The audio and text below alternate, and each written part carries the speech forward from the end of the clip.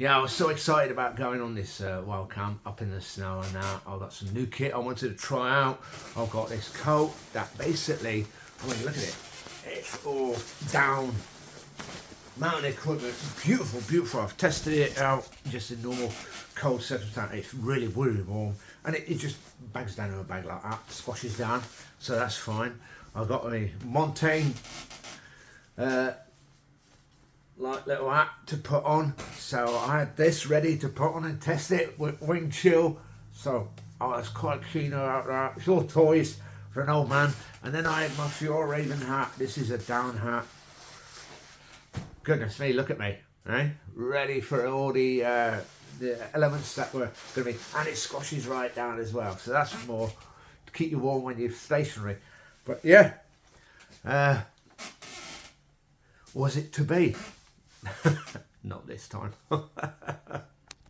Well, yesterday, what a day. I planned to actually go to above Edale to do a wild camp in the snow. Unfortunately, because I work during the week, I don't have a much choice what day I go on. So obviously yesterday, Saturday, I got up early, took an hour and a half packing my kit, making sure I had all the right stuff. Bear in mind, it's going to be extremely cold up there, and I didn't want to forget anything.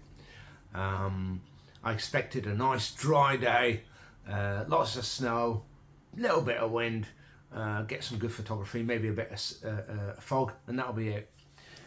However, I made a mistake. When I was coming from Sheffield, I should have gone Hathersage way, which is the lowlands, and keep away from any potential black ice. I'm in a little Corsa, so it's not exactly a four-wheel drive. So what happened? Automatically, I went along from Sheffield along Ringinglow Road, and I hit Lower Burbage car park, Upper Burbage car park, where you have Carl Wark.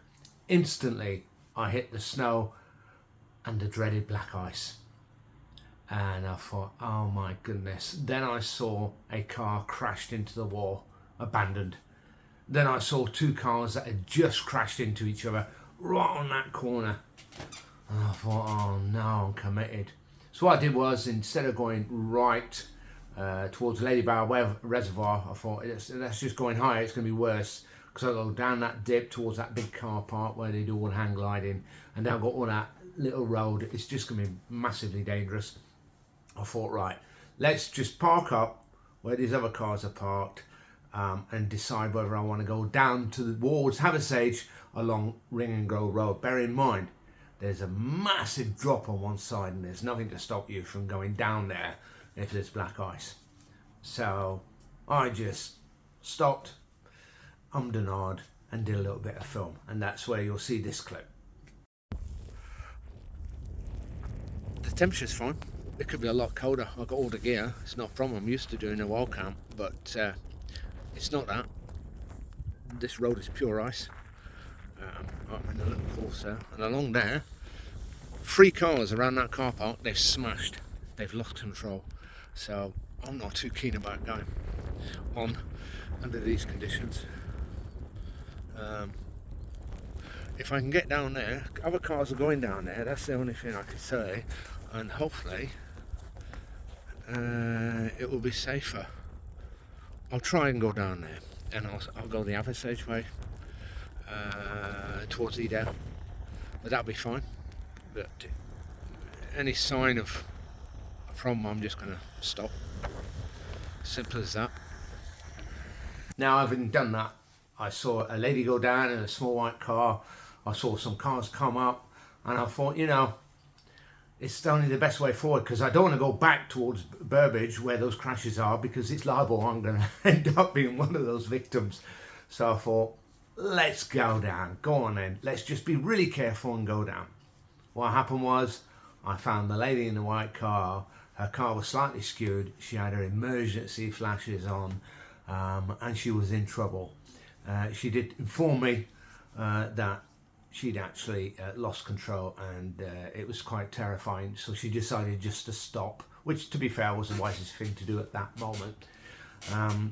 I was going about 0.5 miles an hour as I approached her, and then I lost control. Unfortunately for me, It just slid into the banking, a slight crash, nothing major. I got out of the car and walked towards her and spoke to her. Thankfully, the gentleman you'll see in the next footage, you'll see is a chap that's already been to Edale in the morning, and he was skiing, first time in 20 years, down on the hills at Edale. But he had proper covers on his wheels that he was able to put on, and what a gentleman. He came back and assisted me in trying to assist this lady in making the right decision, and that was basically to jump in one of our cars, leave your car there, and let's get you down to where you have to be, wherever that is. So this is the next clip of that. Right, so we stopped for this lady. I had a slight crash into the wall, but only a slide. We stopped for this lady. I'm going to give her a lift to Hathersage because she doesn't have 100% confidence about just going down this bit, and if she loses it, it's a big drop. So yeah, so I'm going to give her my driving license, send it to her dad to make sure she's safe, and we're going to get off. All part of Wild Camping Adventures. The lady was in total communication with her father all the time on the phone, and I explained to the father that if the lady does lose control, then she's got a long journey all the way down to the bottom of the valley, and it's going to be extremely bad for her if that happens. She wasn't an experienced driver, and to be truthful, like I said to her, experience doesn't come into it. Once you hit black ice, it doesn't matter what you're in, if you don't have any control, then you've got a serious problem on your hands, and experience isn't going to help you other than making sure you're buckled up. So in the end, we're able to convince her to come with us.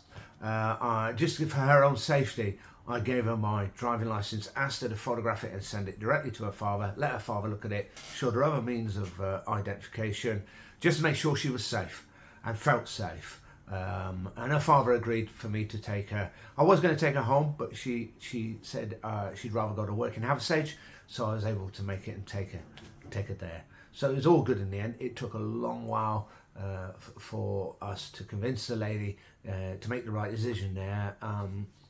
She was totally flustered, and to be truthful, after the scare she had with that ice and that drop, you know, we'd all be flustered. I was a bit flustered when I lost control at 0.5 miles an hour. So, and I've been in many situations like that. It doesn't get easier. So yeah, good news on that part.